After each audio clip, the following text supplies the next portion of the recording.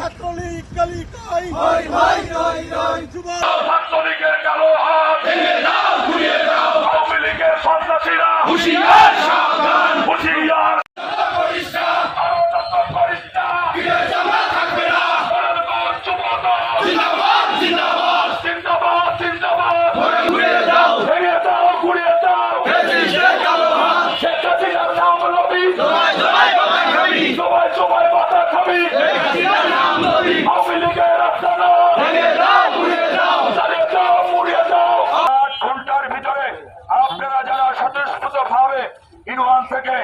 আজকের এই কর্মসূচিকে সার্থক করতে এসেছেন, আমি তাদেরকে বড়লোক থানা যুব দলের পক্ষ থেকে ধন্যবাদ, কৃতজ্ঞতা জানাই।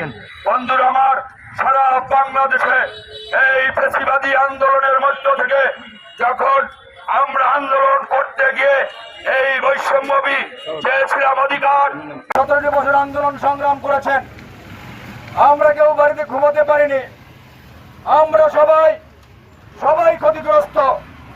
আজকে 4 মাস মাত্র হলো, এখনই আওয়ামী লীগ মাথাচাড়া দিয়ে উঠেছে।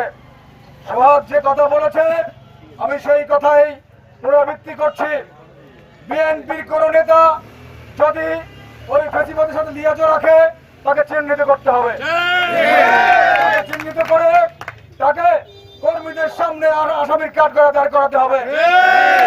যারা 5 তারিখের পরে বিএনপি সাজেছেন, লুটিপুটি খাওয়ার চেষ্টা করতেছেন এবং সম্পর্কের খাতিরে ওই দোষীদেরকে স্থান দিচ্ছেন, তাদেরকে এই দলে স্থান দেওয়া যাবে না।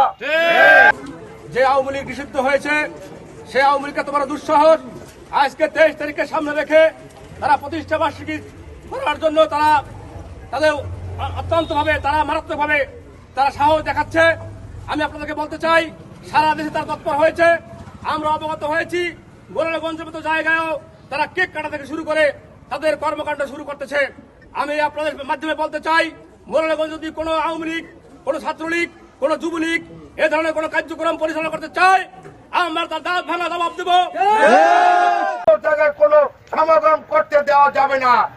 এই দিনে আমরা সবাই ঐক্যবদ্ধ হই, আমরা যদি তাদের কোনো প্রোগ্রামের সুযোগ করে দিই।